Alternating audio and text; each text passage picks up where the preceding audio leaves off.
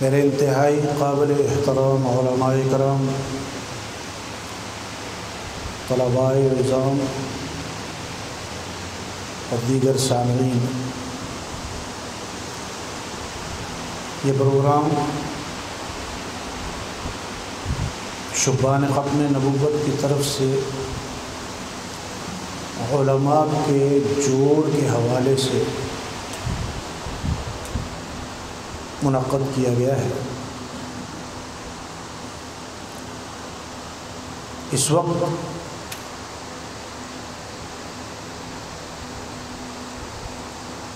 ہم ممبر پہ بیٹھ کے سارے حضرات، ہر خطیب، ہر عالم ایک بات خاص طور پر کرتا ہے کہ امت کے اندر جوڑ چاہیے، لیکن اس چیز کو اگر ہم پہلے اپنے ساتھ جوڑ لیں کہ علماء کے اندر جوڑ چاہیے، تو یہ واقعی بہت قیمتی چیز بن جائے گی۔ جب تک علماء کے اندر باہمی جوڑ پیدا نہیں ہوتا، ہم خود حضور نبی کریم صلی اللہ تعالی علیہ وسلم کا یہ فرمان بار بار اپنی تقریروں میں دہراتے ہیں، جو اپنے سے بڑے کا ادب نہیں کرتا فلیس منا، جو بڑا چھوٹے پہ شفقت نہیں کرتا فلیس منا۔ یہ چیز ہمارے اندر بھی ہے۔ ہمارے کچھ بڑے ہیں جن کو بڑا ماننے میں ہی ہماری کامیابی ہے، اور ہمارے کچھ چھوٹے ہیں، بڑے ان کو چھوٹا مان کے اپنی شفقت کا ہاتھ ان کے سر پہ رکھیں تو میں یہ سمجھتا ہوں کہ ہمارے اندر بہت ہی اچھے انداز میں اور بہت ہی جلد جوڑ پیدا ہو سکتا ہے۔ میں ایک چیز سب سے پہلے میں نے اپنی اصلاح کے لیے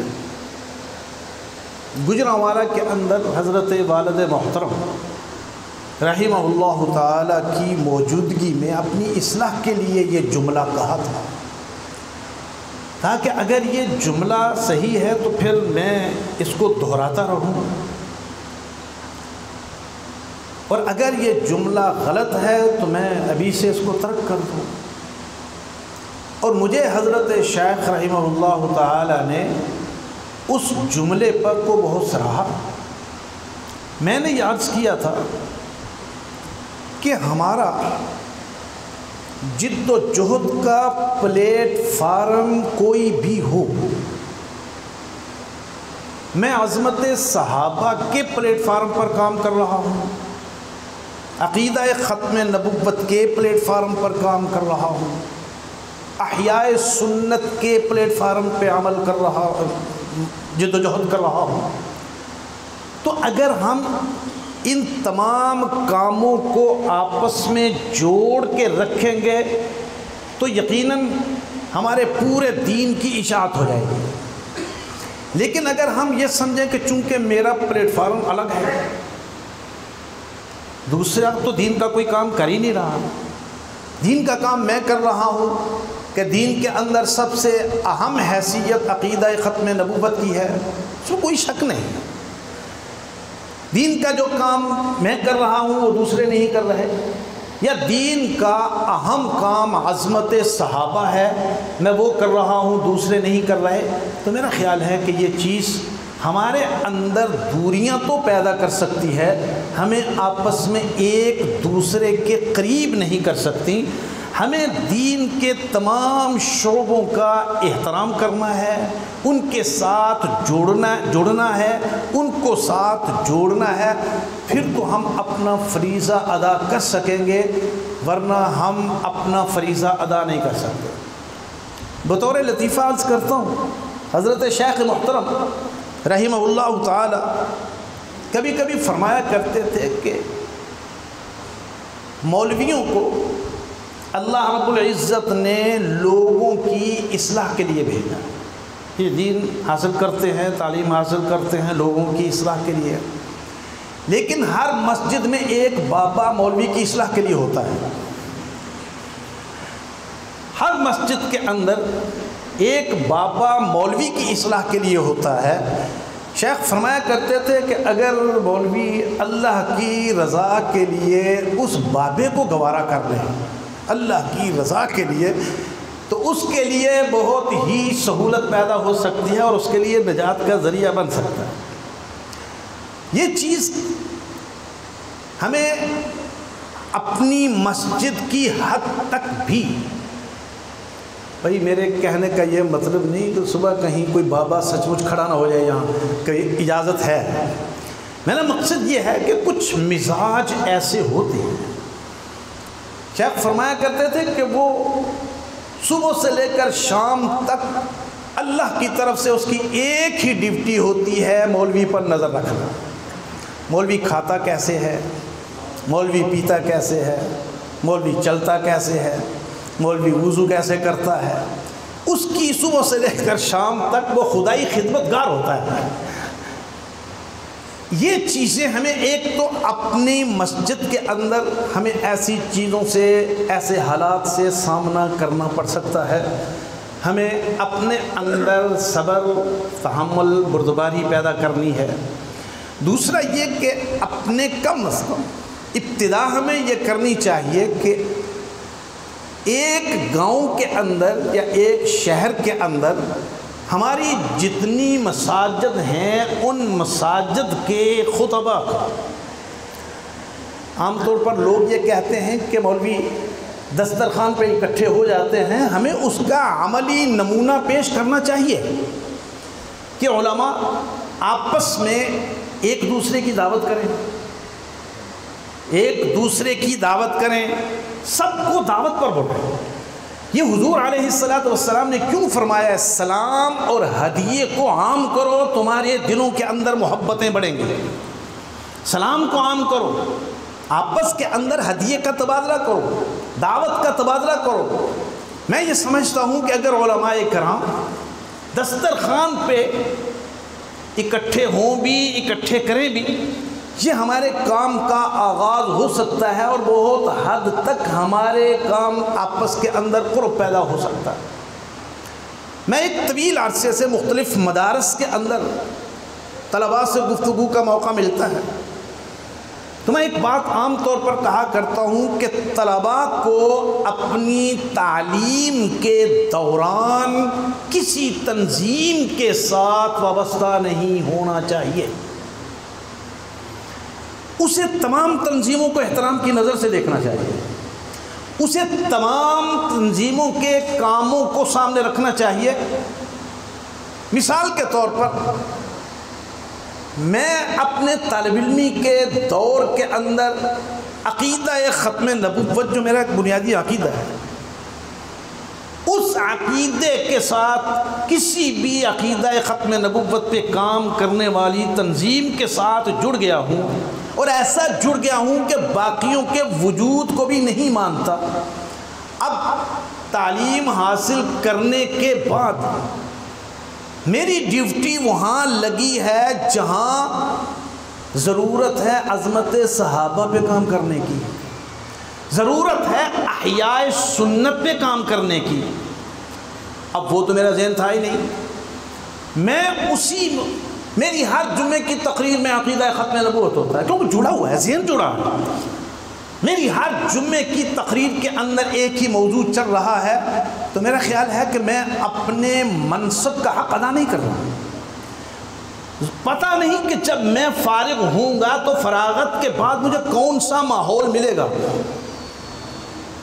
قادیانیت بہت بڑا فتنہ، لیکن کیا کبھی ہم نے سوچا کہ قادیانیت سے بھی بڑا فتنہ ہمارے سامنے موجود ہے، جس کا سامنا ہمیں صرف اپنے علاقے میں نہیں، اپنے ملک میں نہیں، عالمی سطح پر ہے، اور وہ ہے سیکولرزم کا فتنہ. آپ کا تقابل قادیانیت سے ہو تو سیکولرزم کا طبقہ اس کے سر پر ہاتھ رکھے گا اور وہ پہلے آپ کے مقابلے میں آئے گا. آپ کی جد و جہد عظمت صحابہ کے حوالے سے کسی کے خلاف ہو تو سیکولرزم کا طبقہ اس کے سر پہ ہاتھ رکھ کے خود سامنے آ جائے گا. ہمیں اس طبقے کو سب سے پہلے سمجھنا ہے جو ہر فتنے کا سرپرست طبقہ ہے، جو ہر فتنے کی سربراہی کرنے والا فتنہ ہے، ہر فتنے کے ساتھ شفقت والا برتاؤ کرنے والا فتنہ ہے. سیکولر طبقہ کیا ہے؟ سیکولرزم کیا ہے؟ عام طور پر ہمارے علماء کو بھی پتہ نہیں، وہ یہ سمجھتے ہیں کہ سیکولرزم بس اپنے آپ کو ایک دائرے کے اندر بند کر لینا. عیسائی ہے تو اپنے آپ کو اپنے دائرے کے اندر بند رکھے، دوسروں کو نہ چھیڑے. نہیں بھائی، سیکولرزم نام ہے اس چیز کا کہ کسی انسان کا کوئی مذہب نہیں اور کسی مذہب کا ریاست کے ساتھ کوئی تعلق نہیں، کسی مذہب کا. اب جاوید احمد خامدی صاحب ہیں، ان کا نقطہ نظر کیا ہے کہ مذہب کا ریاست کے ساتھ کوئی تعلق نہیں ہوتا. یہ علماء نے شور کر کے اپنی قوت استعمال کر کے جو پاکستان کو اسلامی جمہوریہ پاکستان بنایا ہے، اس کا ریاست کے ساتھ تعلق نہیں، یہ صرف ایک دباؤ کا نتیجہ ہے. ان کا دعویٰ یہ ہے کہ ریاست کے ساتھ مذہب کا کوئی تعلق نہیں ہوتا. ریاست کی نظر میں کوئی مذہب ہے، کوئی عیسائی ہے تو عیسائی ٹھیک ہے، کوئی. سیکولرزم نام ہے اس چیز کا. اب آپ کے ملک کے اندر اسلام ہے تو جب ایک نعرہ لگے گا کہ ریاست کے ساتھ مذہب کا کوئی تعلق نہیں، تو آپ کے ہاں نفی کس چیز کی ہو رہی ہے؟ اسلام کی. کیونکہ یہاں اکثریت مسلمانوں کی ہے، 95% مسلمان ہیں، 5% باقی لوگ ہیں. اب 95% اکثریت کے سامنے جب یہ نعرہ لگے گا کہ ریاست کا مذہب کے ساتھ اور مذہب کا ریاست کے ساتھ کوئی تعلق نہیں، مذہب کا تعلق صرف انسان کی اپنی شخصیت کے ساتھ ہے، اپنی ذات کے ساتھ ہے. وہ اپنی ذات میں مسلمان ہو، وہ اپنی ذات میں عیسائی ہو، وہ اپنی ذات میں یہودی ہو، اور پھر مسلمان ہو کر اپنے آپ کو وہ نماز پڑھے نہ پڑھے، وہ حدیث کو مانے نہ مانے، عقیدہ ختم نبوت کو مانے نہ مانے. سیکولرزم نام ہے اسلام کو ایک شخصیت کی ذات اور اس کے ذہن تک محدود کر دینا. لیکن ہم آج تک اس فتنے کو سمجھ نہیں رہے. اب گزشتہ دنوں میری اس پر ایک پوسٹ چلی بھی ہے، شاید جن علماء کا انس کے ساتھ تعلق ہے ان تک پہنچی بھی ہوگی. ہمارے وزیر خزانہ، کیا نام ہے ان کا؟ مفتاح اسماعیل. ان سے ایک انٹرویو لیا گیا. انٹرویو کس چیز کا لیا جا رہا ہے کہ پاکستان کی معیشت کیوں تباہ ہو رہی ہے، پاکستان معاشی طور پر کیوں ترقی نہیں کر رہا. 75 سال ہو گئے پاکستان معاشی طور پر ترقی نہیں کر رہا. اس کی وجہ کیا ہے؟ آپ جانتے ہیں انہوں نے اس کی بنیادی وجہ کیا بیان کی؟ ان کا کہنا تھا کہ اس کی بنیادی وجہ یہ ہے کہ یہ قوم بڑی تنگ نظر ہے. اس قوم نے ڈاکٹر عبدالسلام اور ملالہ یوسفزئی کی حیثیت کو نہیں مانا، اس لیے یہ قوم معاشی طور پر ترقی نہیں کر رہی. اب ہر مسلمان جانتا ہے ڈاکٹر عبدالسلام قادیانی ہے، ملالہ یوسفزئی ایک سیکولر نہیں بلکہ ایک کمیونسٹ لڑکی تھی، اس کا خاندان ہی کمیونسٹ ہے. اب اس کا کیا مطلب ہے؟ ہمارے ملک میں بھوک اس وجہ سے ہے کہ ہم قادیانیوں کو مسلمان نہیں مانتے. ہمارے ملک کے اندر بے روزگاری اس لیے ہے کہ ہم ڈاکٹر عبدالسلام کو قادیانی مانتے ہیں اور میرے ملک کا قانون قادیانیوں کو مسلمان تسلیم نہیں کرتا. یعنی وہ لوگ ہر مسئلے کو اس کے ساتھ جوڑ کے قوم کی تعلیمی ترقی کیوں نہیں ہوئی، ڈاکٹر عبدالسلام کی قدر نہیں کی، قوم کی معاشی ترقی کیوں نہیں ہوئی، ملالہ یوسفزئی کی قدر نہیں کی. کبھی آپ نے اس پہلو پر سوچا کہ ہمارے یہاں یہ چیز سیکولر طبقہ اس مسئلے کو زیادہ سے زیادہ اٹھا کر ہمیں مرعوب کرنے کی کوشش کر رہا ہے اور پبلک کو یہ احساس دلانے کی کوشش کر رہا ہے کہ ملک کی ترقی کے راستے کی سب سے بڑی رکاوٹ مولوی ہے۔ علماء نے جب اجتماعی فتویٰ دیا تھا کہ سود حرام ہے، حضرت مولانا سمیع الحق شہید رحمہ اللہ تعالیٰ کے آخری دور کے انٹرویوز اگر آپ غور اور توجہ سے سنیں تو وہ ایک جملہ بار بار دہرایا کرتے تھے کہ نواز شریف پر اس وقت جو آفت آئی ہوئی ہے یہ عمران خان کی لائی ہوئی نہیں، اللہ کی طرف سے آئی ہوئی ہے۔ اور یہ آفت کیوں ہے؟ اس لیے کہ نواز شریف نے میرے ساتھ مسجد نبوی کے اندر روضہ رسول کے پاس بیٹھ کر وعدہ کیا تھا کہ ہم ملک کے اندر سے سود کا نظام ختم کریں گے، لیکن نواز شریف نے وہ وعدہ پورا نہیں کیا۔ اب اسی حکومت پھر نواز شریف صاحب نے اپنے پچھلے دور میں قائد اعظم یونیورسٹی کے سائنسی شعبے کو ڈاکٹر عبدالسلام کے نام سے منسوب کر دیا، اور شعبے کا نام ہی ڈاکٹر عبدالسلام سینٹر ہے۔ کون نہیں جانتا کہ ڈاکٹر عبدالسلام قادیانی ہے؟ اور آپ میں سے سارے نہیں تو کچھ لوگ ضرور جانتے ہوں گے کہ ڈاکٹر عبدالسلام وہ سائنسدان ہے جو پاکستانی ہے، لیکن جب 1974 میں ملک کے اندر قادیانیوں کو غیر مسلم اقلیت قرار دیا گیا، وہ اس وقت لندن میں تھا، برطانیہ میں تھا۔ اس وقت کے وزیر اعظم ذوالفقار علی بھٹو مرحوم نے ڈاکٹر عبدالسلام کو کہا کہ آپ آئیں اپنی ڈیوٹی سنبھالیں، تو اس نے کہا تھا میں ایک ایسے لعنتی ملک میں نہیں جا سکتا جو میرے مذہب کو غیر مسلم قرار دیتے ہیں۔ اب ایک شخص کھلے لفظوں میں پاکستان کو، ملک کو لعنتی ملک قرار دے رہا ہے، اور آپ اس کے نام پہ اپنی پاکستان کی سب سے بڑی یونیورسٹی، اسلامک یونیورسٹی کے بعد اس یونیورسٹی کے ایک پورے شعبے کو آپ اس کے نام سے منسوب کر رہے ہیں، اور آج اسی حکومت کا ایک وزیر خزانہ قوم کو یہ تاثر دے رہا ہے کہ ملک کی معیشت اس لیے درست نہیں ہو رہی کہ تمہارے ذہن تنگ ہیں، تم تنگ نظر ہو، تم قادیانیوں کو مسلمان نہیں سمجھتے، تم قادیانیوں کو غیر مسلم اقلیت قرار دیتے ہو، اس لیے ملک کے اندر آپ کو روٹی نہیں مل رہی۔ میں نے ایک سوال چھوٹا سا کیا ہے، میں نے کہا کیا ڈاکٹر عبدالسلام کو قادیانی اور غیر مسلم اقلیت قرار دینے سے پاکستان کو قرضے ملنے بند ہو گئے؟ آپ جانتے ہیں اس وقت 1 ارب ڈالر سے زائد کے ہم مقروض ہیں، 100 ارب ڈالر سے زائد ہم مقروض ہیں، قرضے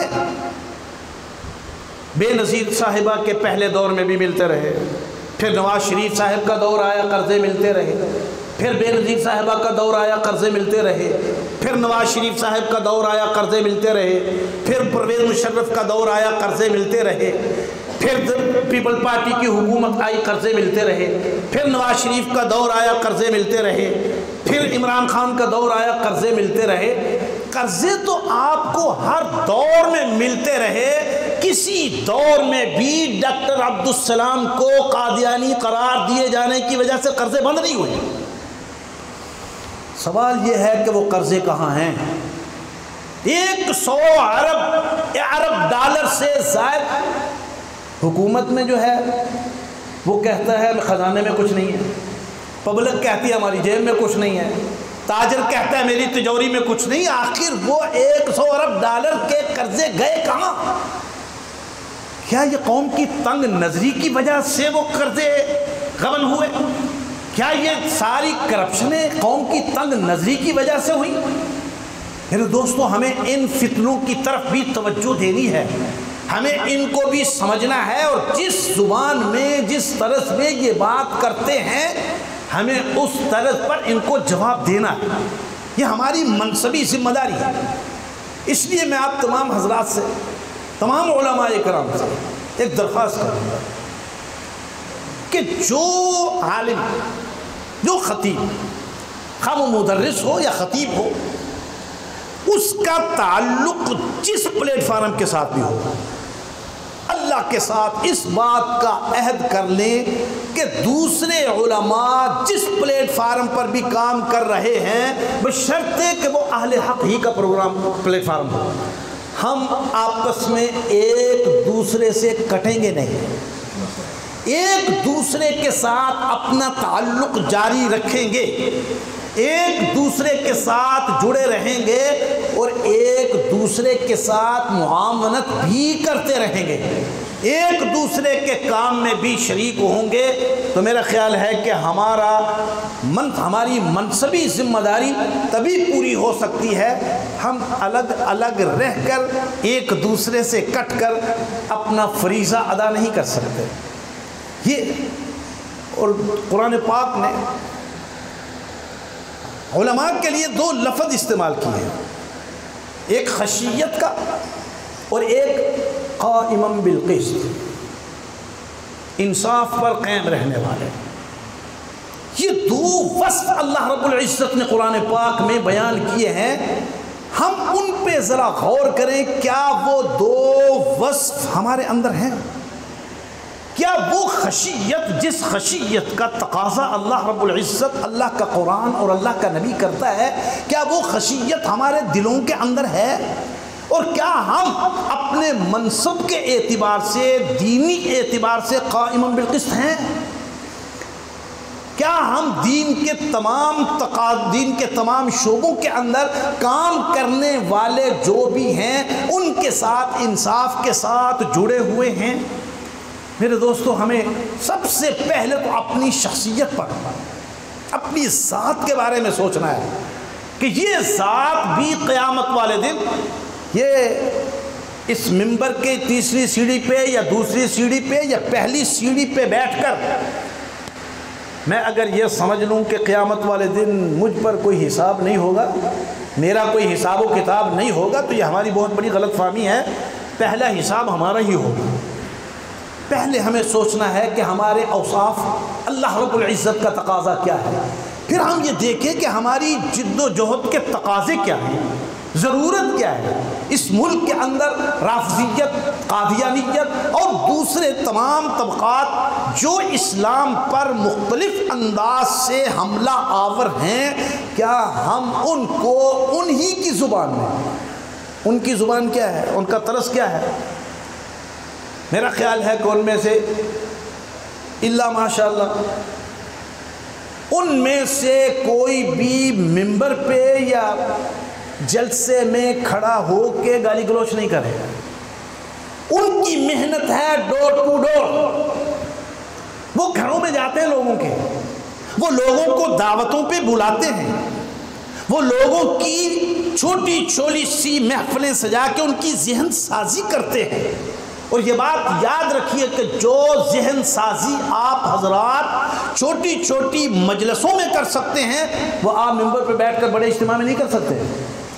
سب سے پہلے تو ہماری ذمہ داری یہ ہے کہ ہم اپنے حلقے کی ذہن سازی کریں، اپنے عقائد و نظریات کے حوالے سے، اور ان دوستوں کی، ان ساتھیوں کی ذہن سازی کر کے پھر ہم ان کے ذمے لگائیں۔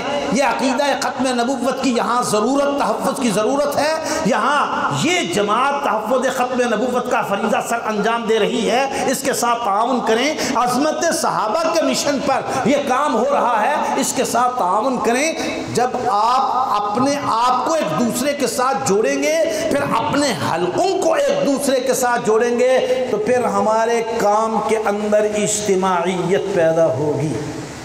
آج ہماری سب سے بڑی کمی یہی ہے، ہر خطیب، میں کسی خطیب پہ یا کسی عالم پہ حاشا وکلا سوچ بھی نہیں سکتا کہ وہ اپنا فریضہ اپنے منصب کے حوالے سے اپنے مقام پر ادا نہیں کر رہا۔